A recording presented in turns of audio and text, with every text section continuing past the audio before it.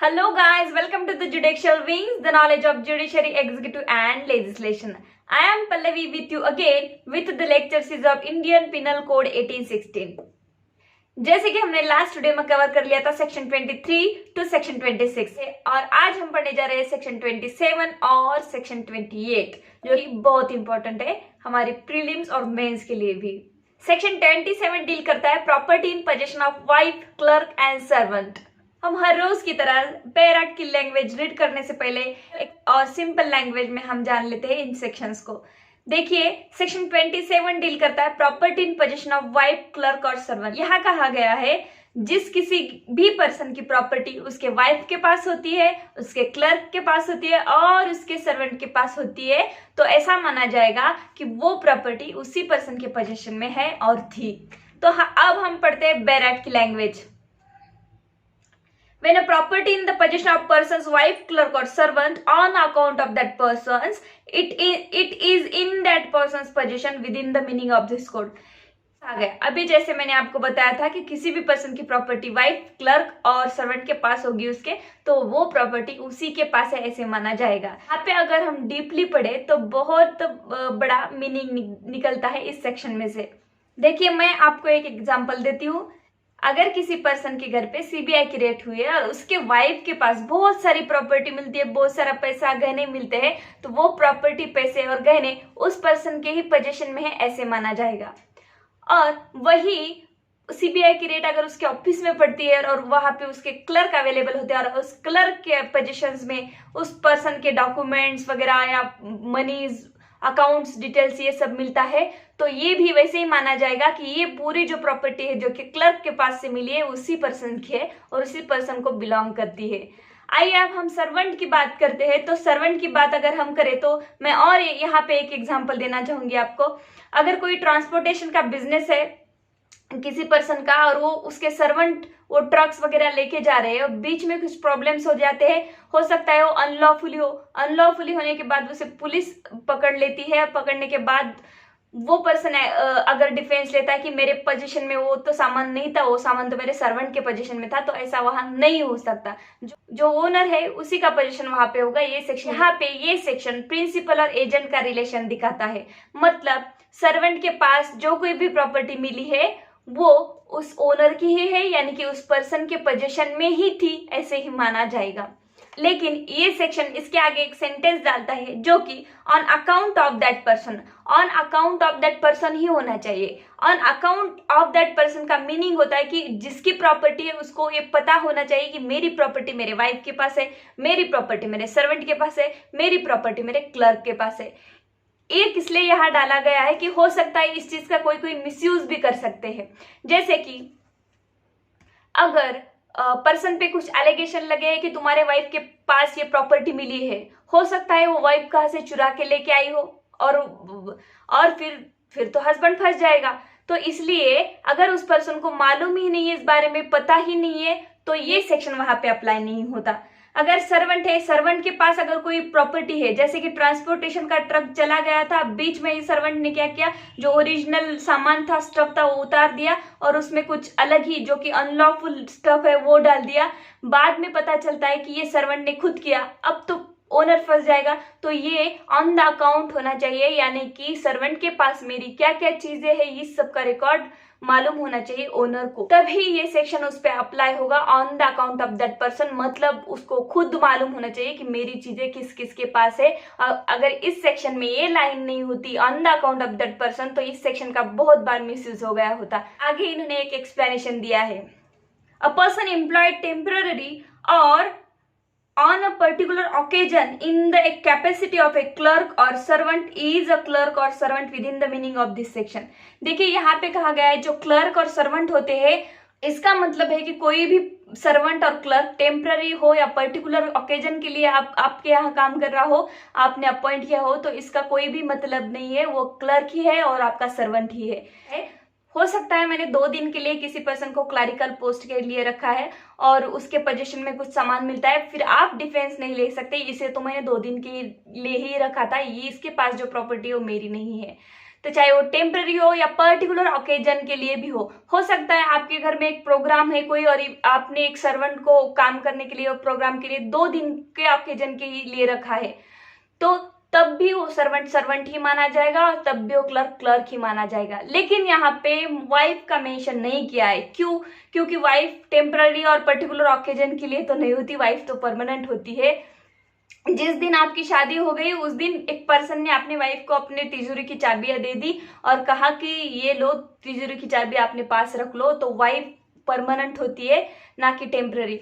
तो वाइफ के लिए टेम्पररी और पर्टिकुलर ओकेजन ऐसा शब्द यूज नहीं किया जा सकता। और एक यहाँ पे वाइफ के लिए मैं बोलना चाहती हूँ, अगर कोई पर्सन लिविंग रिलेशनशिप में रह रहा है और लिविंग रिलेशनशिप में वाइफ के अलावा अगर उसकी मिस्ट्रेस भी उसके साथ रह रही है, तो उस मिस्ट्रेस के पास भी जो प्रॉपर्टी होगी तो वो प्रॉपर्टी उस पर्सन के पोजीशन में ही है ऐसा ही माना जाएगा। यानी कि वो पर्सन यहाँ भी डिफेंस नहीं ले सकता कि वो तो मेरी वाइफ ही नहीं है।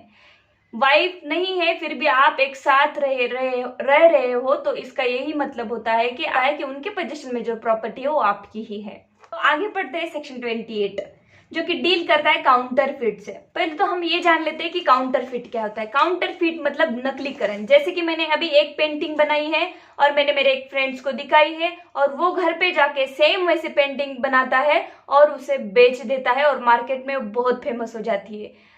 तो इनडायरेक्टली इसका अर्थ ये होता है कि उसने मेरे पेंटिंग का काउंटरफिट किया है, यानी नकलीकरण किया है, मेरी पेंटिंग को कॉपीराइट किया है, मेरी पेंटिंग को कॉपी करके उसने बेचा है, वैसे ही उसने ही पेंटिंग बनाई है, तो इसे कहते हैं काउंटरफिट। तो आइए बैरक की लैंग्वेज पढ़ते हैं। A person is said to counterfeit. Counterfeit किसने किया है, ये कब माना जाएगा? ये सेक्शन बोलता है कि काउंटरफिट, देखिए काउंटरफिट का मतलब तो हमने जान लिया है, लेकिन ये सेक्शन में सिर्फ इतना ही बताया गया है कि किसी भी पर्सन ने काउंटरफिट किसी दूसरे पर्सन को किया है, किसी पर्सन की चीज को नकलीकरण किया है, ये कब माना जाएगा? तो who causes one thing to resemble another thing intending by means of that resemblance to practice deception or knowing it to be likely that deception will be there by practice। देखिए किसी भी पर्सन ने किसी दूसरे की चीज का intellectual property हो, चाहे टेंजिबल प्रॉपर्टी हो, इंटेंजिबल हो, कोई भी प्रॉपर्टी हो, उसका काउंटरफिट किया है, ये कब माना जाएगा?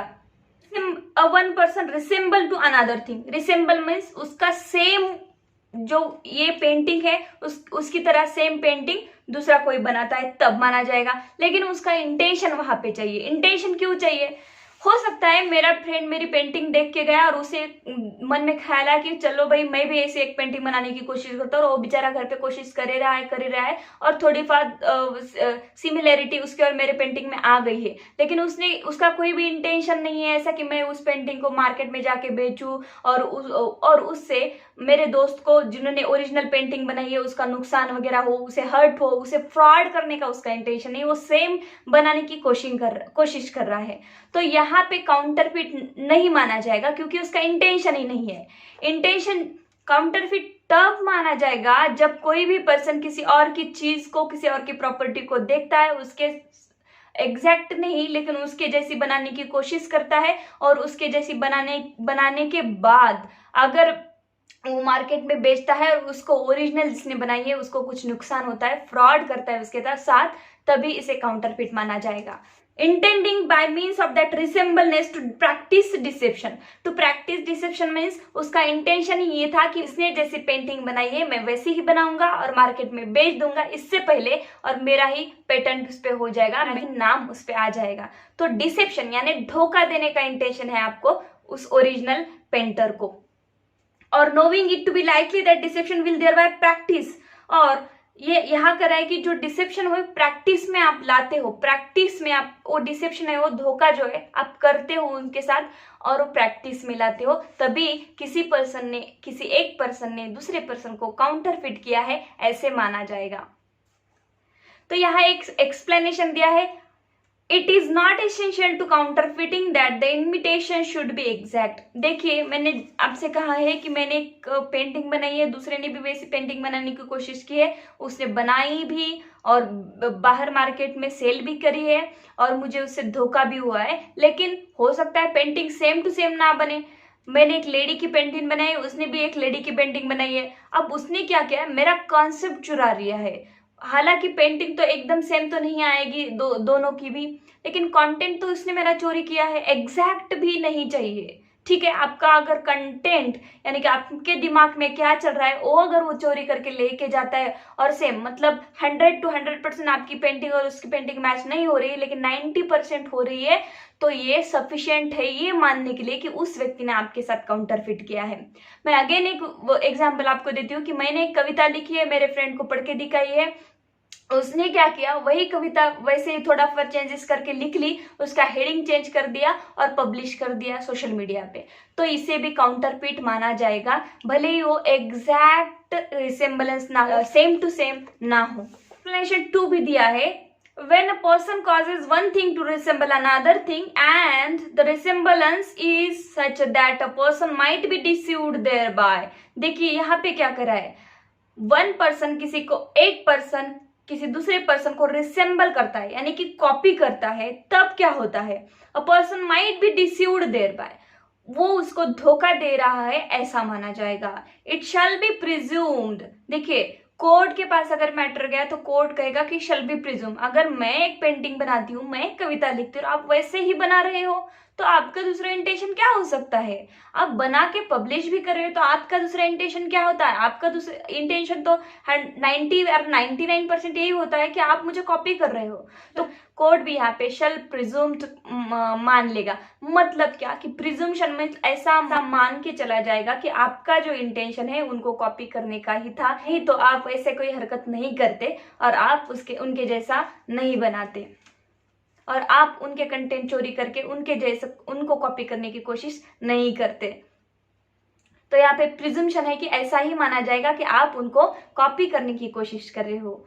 लेकिन ये कब तक माना जाएगा, देखिए, until the contrary is proved that the person to causing the one thing to resemble the other things intended by means of that resemblance to practice deception or knew it to be likely that deception thereby be practiced। देखिए यहाँ कहा गया है कि until contrary is proved, मतलब जिसपे ये charge लगा है, जिसपे ये आरोप लगा है कि आपने इस पर्सन की जो पेंटिंग थी, इस पर्सन की प्रॉपर्टी को कॉपी किया है, इस पर्सन के कंटेंट आपने चुरा के कॉपी किए हैं, तो जब तक जिस पे आरोप लगे हैं यानी कि एक्यूज्ड जो होता है, जिस पर आरोप लगे हैं, वो सिद्ध नहीं कर देता पूरी तरीके से, अंटिल कॉन्ट्ररी इज प्रूव्ड, जब तक वो सिद्ध नहीं कर देता कि मैं निर्दोष हूं, मैंने ऐसा कुछ नहीं किया है, मुझे इसके बारे में पता नहीं था, तब तक यही माना जाएगा कि आपने इनके कंटेंट कॉपी करने की कोशिश की है और आपने कॉपी करे हैं। आप इनको धोखा देना चाहते हैं यानी कि डिसेप्शन करना चाहते हैं, इनके साथ फ्रॉड किया है आपने, डिस्को और काउंटरफिट प्रैक्टिस में लाना चाहते हैं। तो ये रहे हमारे आज के सेक्शन 27 एंड 28। तो गाइज, मैं आशा करती हूँ कि सेक्शन 27 और सेक्शन 28 यानी कि काउंटरफिट के बारे में आपके कंसेप्ट क्लियर हो गए होंगे। So thank you for watching my videos and please subscribe कर देना, लाइक कर देना और बेल का बटन दबा देना कि मेरे वीडियो के नोटिफिकेशन आपको मिलते रहे। Stay home, stay safe. Thank you so much.